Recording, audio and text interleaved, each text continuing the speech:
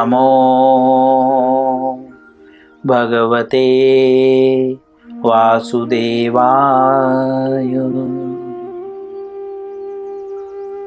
ओम नमो भगवते वासुदेवाय।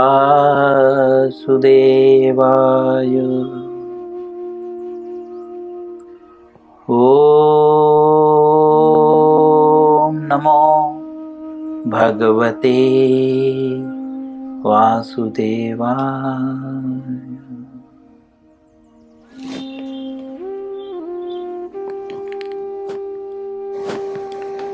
श्री कृष्ण लीलामृत पुरुषोत्तम भगवान पुस्तक का नाम है।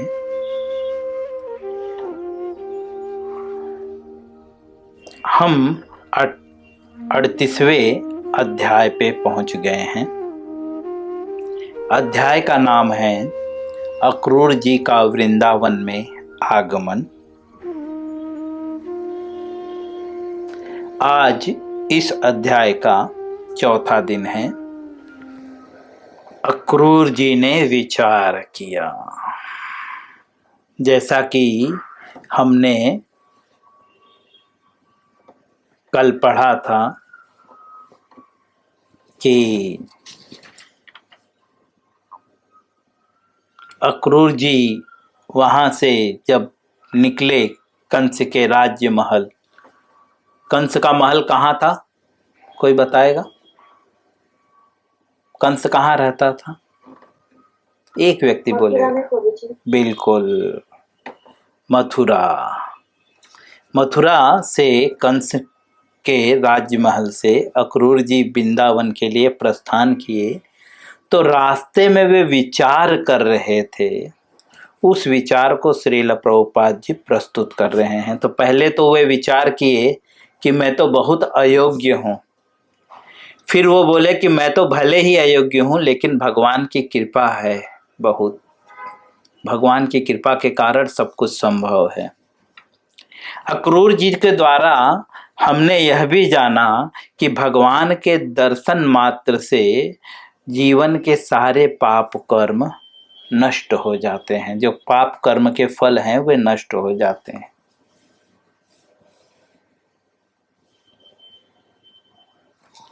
अब इसी तरह से अक्रूर जी के मुखारविंद से जो है, हम इसके पूर्व के पैराग्राफ के अंतिम छोर में जो है हमने सीखा कि सिर्फ भगवान का दर्शन तो दूर की बात है, सिर्फ भगवान के नख का अगर दर्शन हो जाए तो हम भौतिक जगत से मुक्ति प्राप्त कर लेंगे।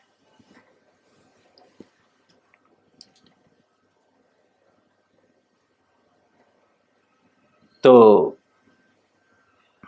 अक्रूर जी द्वारा जो है भगवान के दर्शन की महिमाओं को हम श्रवण कर रहे हैं।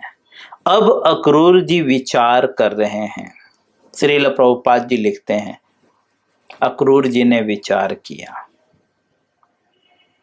श्री भगवान अब एक साधारण मानव के रूप में अवतरित हुए हैं। यह किसको संबोधित कर रहे हैं? कृष्ण को। क्योंकि कृष्ण भक्त को जानते थे अक्रूर जी कि कृष्ण भगवान है। तो प्रभुपाद जी कहते हैं कि अक्रूर जी क्या सोच रहे हैं कि कृष्ण जो है, भगवान जो है, अब एक साधारण मानव के रूप में जो है अवतरित हुए हैं। साधारण मानव मतलब हमारी आपकी तरह ऐसे रूप में अवतरित हुए हैं, ऐसे शरीर में अवतरित हुए हैं। दोनों में डिफरेंस है ना? मतलब भगवान का रूप भले ही हमारी तरह है, लेकिन उनका शरीर कैसा है? दिव्य है। जन्म कर्म चमे दिव्यम। भगवान का जन्म कर्म दिव्य है। अनिल, रात को नहीं खोदना चाहिए कान, ठीक है? आगे श्रील प्रभुपाद जी कहते हैं, और यह मेरा परम सौभाग्य है कि मैं उनका प्रत्यक्ष दर्शन करने में समर्थ होऊंगा। अक्रूर जी कह रहे हैं कि भगवान जो है मानव के रूप में जो है अवतरित हुए हैं और मेरा सौभाग्य है। क्यों सौभाग्य है? कि मैं उनका दर्शन करने में समर्थ हूँ। इनडायरेक्टली अक्रूर जी यह कह रहे हैं कि हर कोई भगवान का दर्शन करने में समर्थ नहीं है। क्यों? भगवान का दर्शन कौन कर सकता है? जो सभी पापों से मुक्त हो। भगवान के दर्शन करने के लिए कब कैसे पॉसिबल है? भगवान का दर्शन कैसे पॉसिबल है? और कोई उदाहरण? भगवान किसको दर्शन देते हैं?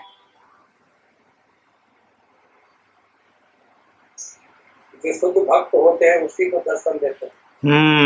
पवित्राणाय साधुनाम, साधुओं के आनंद के लिए भगवान आते हैं, समझे? तो जो साधु है उनको भगवान दर्शन देते हैं। तो जो है अक्रूर जी कहते हैं कि मेरा बहुत सौभाग्य है। सौभाग्य मतलब दो लाइन के लिए वेट करिए स्नेहा माता, 5 मिनट वेट करिए, है ना? हम कुछ पढ़ लें उसके बाद, ठीक? अक्रूर जी कहते हैं कि मेरा सौभाग्य है कि मैं भगवान का प्रत्यक्ष दर्शन करने में समर्थ हूँ।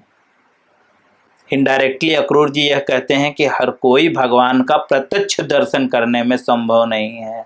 उदाहरणार्थ, जब भी पृथ्वी माता कंस के त्रास से त्राही त्राही कर रही थी, तब पृथ्वी माता जो है ब्रह्मा के पास गई सारे देवताओं समेत। तो ब्रह्मा जी सारे देवताओं समेत और पृथ्वी माता को लेकर क्षीर सागर पे गए, जहाँ पे भगवान विष्णु शेष शैया पे वास करते हैं। तो वहाँ पे भी जब ब्रह्मा जी ने भगवान को सारी प्रार्थनाएं की और भगवान को बुलाया, तो भगवान वहाँ पे ब्रह्मा जी को भी दर्शन नहीं दिए, सिर्फ उनको ध्वनि सुनाई दी कि आप लोग जाओ और ये समय में आप लोग सब लोग मेरी सहायता के लिए अवतरित हो। ब्रह्मा जी को भी भगवान दर्शन नहीं दिए। इसीलिए अक्रूर जी कहते हैं मेरा सौभाग्य है। आगे श्रील प्रभुपाद जी लिखते हैं, अक्रूर जी कहते हैं शिव जी, नारद जी, ब्रह्मा जी आदि महान देवता जिनकी वंदना करते हैं। भगवान की वंदना कौन करता है? शिव, ब्रह्मा, नारद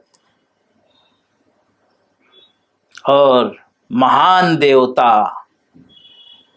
गोपियों के कुमकुम मंडित स्तनों का स्पर्श करने वाले एवं वृंदावन की भूमि पर विचरण करने वाले श्री कृष्ण के उन चरण कमलों के दर्शन की आशा मात्र से अक्रूर जी अत्यंत रोमांचित हो उठे। प्रभुपाद जी कह रहे हैं कि अक्रूर जी जो है रोमांचित, रोमांच कंपा सुतरन्न भजो, यह जो है शुद्ध भक्तों के लिए जो है एक लक्षण है।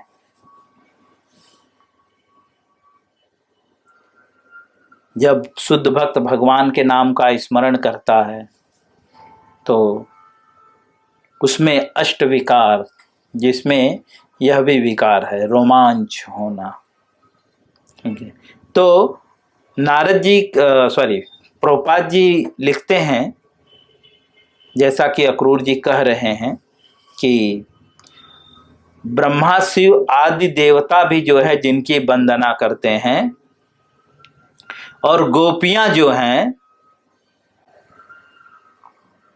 लिखते हैं कि गोपियों के कुमकुम मंडित स्तनों का स्पर्श करने वाले एवं वृंदावन की भूमि पर विचरण करने वाले श्री कृष्ण के उन चरण कमलों की दर्शन की आशा मात्र से अक्रूर जी रोमांचित हो गए। प्रभुपाद जी यहाँ पे इसलिए गोपियों का नाम ले रहे हैं क्योंकि हम किसी अन्य कृष्ण के विषय में ना सोचें, है ना।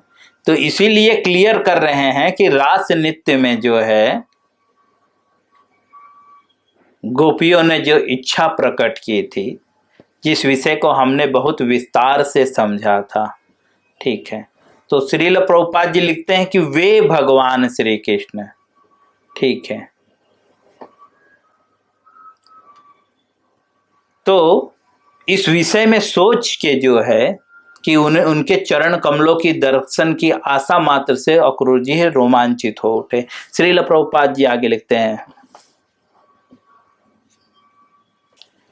यहाँ पे जो एक लाइन है कि गोपियों के कुमकुम मंडित स्तनों का स्पर्श, इस विषय को हमने बहुत पहले बहुत विस्तार से समझ लिया है, ठीक है। इसलिए मैं इस विषय पे ज़्यादा आगे नहीं बढ़ूंगा, ठीक है।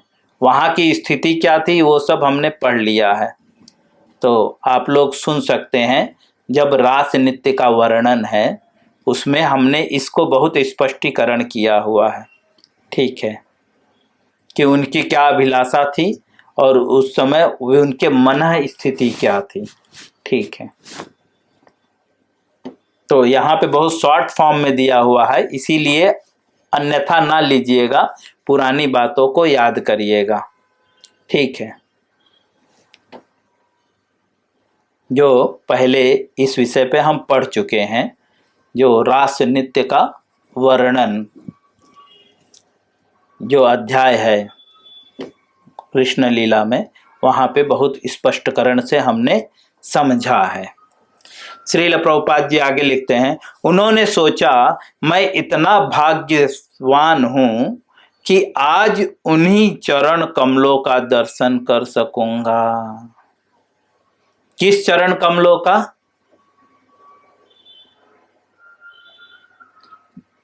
जिस चरण कमलों को गोपियों ने अपने हृदय पे धारण किया था, ठीक है, उन चरण कमलों का आज वे जो है दर्शन करेंगे। मैं यहीं पे विराम दूंगा आज जो है। हरे कृष्णा।